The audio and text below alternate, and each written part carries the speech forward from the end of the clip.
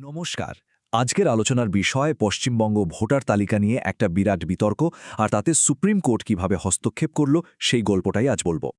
আচ্ছা, একবার ভাবুন তো, আপনার ভোট দেওয়ার অধিকার মানে একজন নাগরিক হিসেবে আপনার সবচেয়ে বড় পরিচয়, সেটা যদি হঠাৎ করে ঝুঁকির মুখে পড়ে, কেমন লাগবে বলুন তো? ঠিক এমনই একটা সাংঘাতিক পরিস্থিতির মধ্যে দিয়ে গেছেন পশ্চিমবঙ্গের বহু মানুষ। চলুন ব্যাপারটা একটু গভীরে গিয়ে দেখি। একটা গণতান্ত্রিক দেশে একজন সাধারণ মানুষের কাছে সবচেয়ে বড় ভয় কি হতে পারে বলুন তো? নিজের ভোটটা দিতে না পারার ভয়। ঠিক তাই। আর এই ভয়টার কথাই যেন প্রতিধ্বনিত হচ্ছে বিচারপতি জয়মাল্য বাগচির এই কথায়। উনি ঠিকই বলেছেন, ভোট দেওয়াটা শুধু একটা নিয়ম নয়, এটা একটা অনুভূতির ব্যাপার।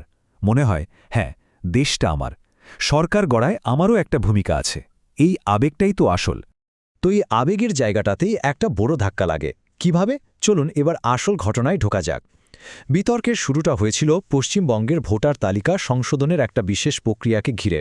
এই প্রক্রিয়াটার নাম হল SIR, মানে special intensive revision.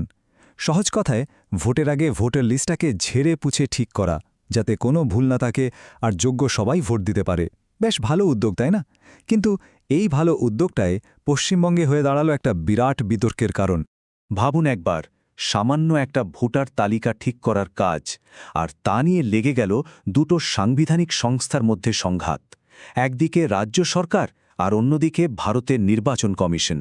Supreme court খুব সুন্দর একটা শব্দ ব্যবহার করেছে এই পরিস্থিতি বোঝাতে, বিশ্বাসের ঘাটতি। মানে কেউ কাউকে বিশ্বাস করতে পারছে না। রাজ্য সরকার বলছিল নির্বাচন কমিশন কেন শুধু নিজেদের লোক দিয়ে কাজ করাচ্ছে, আবার কমিশন বলছিল রাজ্য সরকার তো কাজ করার জন্য যথেষ্ট অফিসারই দিচ্ছে না। একটা অদ্ভুত পরিস্থিতি তৈরি হয়েছিল।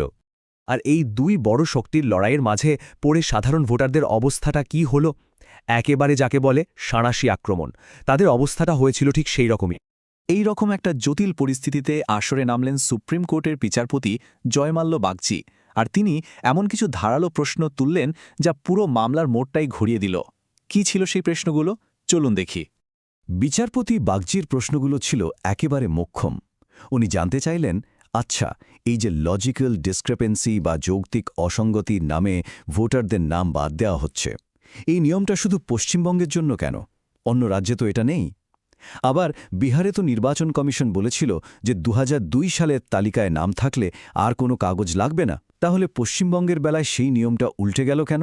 আর সবচেয়ে বড় যে প্রশ্নটা উনি তুললেন সেটা হলো কাজের চাপ। ভাবুন, একজন অফিসারকে দিনে 1000-এরও বেশি ডকুমেন্ট দেখতে হচ্ছে। এটা কি আদৌ সম্ভব? এখানে তো ভুলের একটা বিরাট সম্ভাবনা থেকে যায়। তাই উনি জোর দিয়ে বললেন, একটা ভালো অ্যাপিল ব্যবস্থা থাকা দরকার, যাতে যাদের নাম ভুল করে বাদ গেছে তারা যেন সুবিচার পায়। এই কথাটা একবার শুনুন। উনি কি বলতে চাইলেন বুঝতে পারছেন? উনি বলছেন, ধরুন কোনো নির্বাচনে জেতার ব্যবধান মাত্র 2%, আর যদি দেখা যায় 15% লোকের নাম তালিকা থেকে বাদ পড়ার কারণে ভোটই দিতে পারেনি, তাহলে তো পুরো নির্বাচনের ফলাফলটাই পাল্টে যেতে পারত। ব্যাপারটা কতটা মারাত্মক ভাবুন একবার। গণতন্ত্রের ভিত্তিটাই তো নড়ে যায় এতে। তো এই রকম একটা গম্ভীর পরিস্থিতিতে যখন দুটো সাংবিধানিক সংস্থা একে অপরকে বিশ্বাসই করতে পারছে না, তখন সুপ্রিম কোর্ট ঠিক করল আর দেখে থাকা যায় না, এবার সরাসরি হস্তক্ষেপ করতেই হবে। আর সুপ্রিম কোর্ট যে সমাধানটা দিল সেটা কিন্তু এক কথায় অসাধারণ।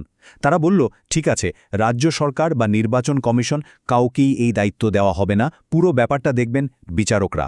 কলকাতা হাইকোর্টের প্রধান বিচারপতি ঠিক করে দেবেন কোন বিচারকরা এই কাজটা দেখবেন, আর তারা যা বলবেন সেটাই হবে ফাইনাল, একেবারে সুপ্রিম কোর্টের নির্দেশের সমান। ব্যাস, সব বিতর্কের অবসান।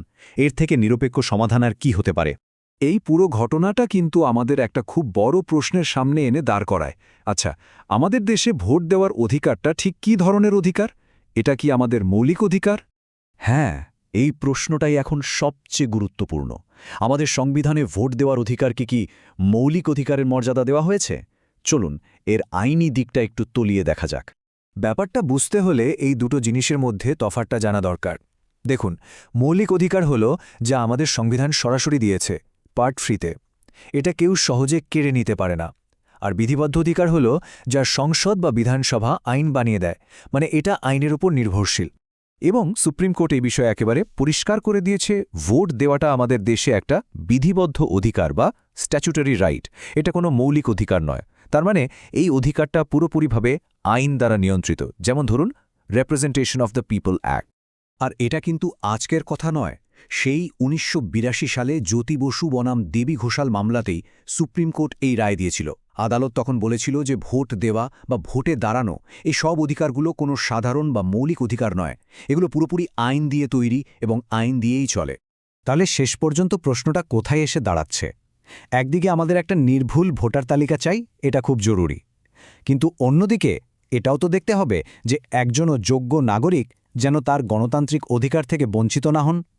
এই দুটো দিকের মধ্যে ভারসাম্য রক্ষা করাটাই হয়তো গণতন্ত্রের সবচেয়ে বড় চ্যালেঞ্জ। এই প্রশ্নটা আপনাদের জন্য রেখে আজকের মতো এখানেই শেষ করছি। ধন্যবাদ।